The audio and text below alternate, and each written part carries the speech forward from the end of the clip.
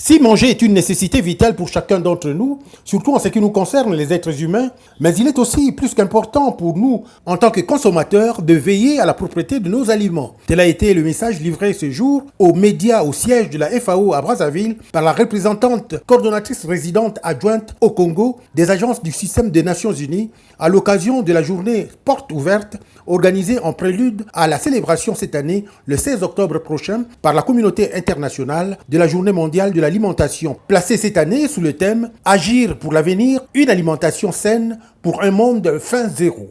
C'est ainsi qu'avec les nutritionnistes présents dans la salle, elle a indiqué qu'il faut arrêter avec les produits nocifs à la santé qui sont à la base de la malnutrition, de la suralimentation et de la sous-alimentation, facteur de beaucoup de conséquences sanitaires et de dégâts effroyables.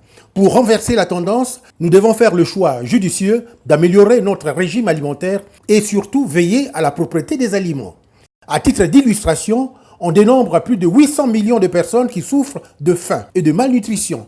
660 millions d'adultes souffrent de faim et d'obésité, porte ouverte des maladies cardiovasculaires et de diabète. Et 40 millions d'enfants de moins de 7 ans sont en surcharge pondérale.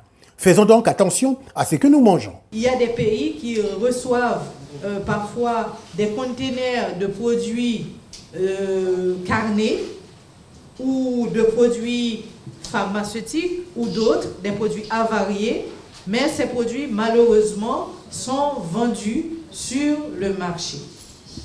Récemment, le ministère du Commerce, ils ont fait des découvertes macabres, n'est-ce pas? Tout le monde l'a vu à la télévision.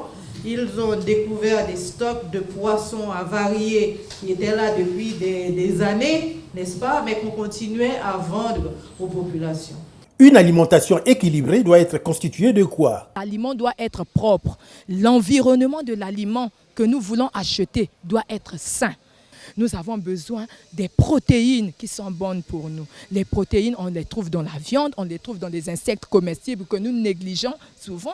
On les trouve dans la volaille, on les trouve dans le poisson. Et ces protéines-là doivent être apportées. Donc, si bien on doit se rassurer qu'il doit y avoir des protéines dans notre alimentation. Et les éléments que nous avons cités. Les vitamines et les sels minéraux que nous trouvons dans les légumes, que nous trouvons dans les fruits, ça aussi c'est très important pour notre croissance, pour notre bien-être. Les organes des médias qui ont ici été qualifiés de relais communautaires après la visite des stands ont été invités à véhiculer le message que l'on peut se nourrir le plus sainement possible en priorisant ce que l'on a au pays.